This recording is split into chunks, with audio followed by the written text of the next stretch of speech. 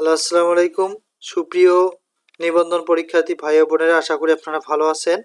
আজ আমরা 18তম থেকে কতগুলো প্রার্থীর চাকরি হবে, কারা কারা বাদ যেতে পারে, পদ সংখ্যা কেমন রয়েছে সে সম্পর্কে একটা বিস্তারিত আলোচনা করব। যারা 19তম প্রিপারেশন নিচ্ছেন তারা চাইলে আমাদের কাছ থেকে 19তম প্রিলিমিনারি সাজেশন এই হোয়াটসঅ্যাপ নাম্বারে যোগাযোগ করে নিতে পারেন। যাদের প্রিলিমিনারি রেজাল্ট আসছে না তারাই। 19তম রিটেন সাজেশনটিও আমাদের অলরেডি তৈরি হয়েছে। 18তম যাদের ভাইবা এখনো হয়নি তারা ভাইবা সাজেশন পেতে আমাদের এই হোয়াটসঅ্যাপ নাম্বারে যোগাযোগ করতে পারেন। চলুন আমরা মূল বিষয়ে চলে যাই।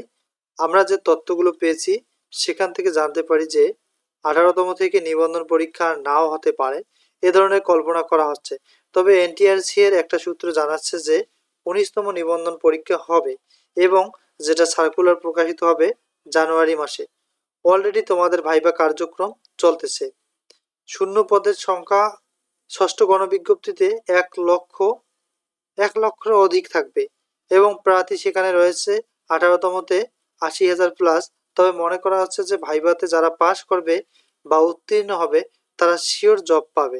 তাই 18তমদের উচিত ভাইবা পরীক্ষাটি অনেক ভালোভাবে দেয়া এবং ভাইবা পাস করলে তাদের নিশ্চিত জব হবে। তাই অযথা আপনারা টেনশন নেবেন না।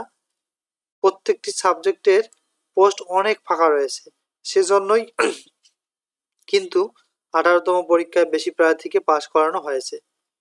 ভাইবা পরীক্ষায় যারা পরীক্ষার মধ্যে উত্তীর্ণ হতে পারবে না তারা বাদ যাবে।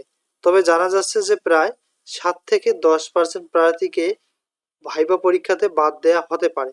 এ ধরনের কিছু তথ্য পাওয়া গেছে। একেবারে যারা খুবই দুর্বল এবং দুই একটি প্রশ্নের আনসার করতে পারবে না, মূলত তারাই ভাইভাতে বাদ পড়ে। তাই আপনারা নিজের সাবজেক্টকে গুরুত্ব দিন। মনে রাখবেন নিজের সাবজেক্ট থেকেই কিন্তু ভাইভাতে বেশি প্রশ্ন করা হয়ে থাকে। সকলের জন্য শুভকামনা রইল। আপনারা ভালোভাবে প্রিপারেশন নিন। ভাইভা উত্তীর্ণ হলে 100% আপনার জব হবে। তাই অযথা টেনশন নেবেন না। আর কখনো খুঁজবেন না যে আমার সাবজেক্টে পোস্ট ফাঁকা আছে কিনা। পোস্ট ফাঁকা আছে জন্যই কিন্তু আপনাকে রিটেন পরীক্ষার মধ্যে উত্তীর্ণ করানো হয়েছে। তাই এই টেনশনগুলো রাখবেন না।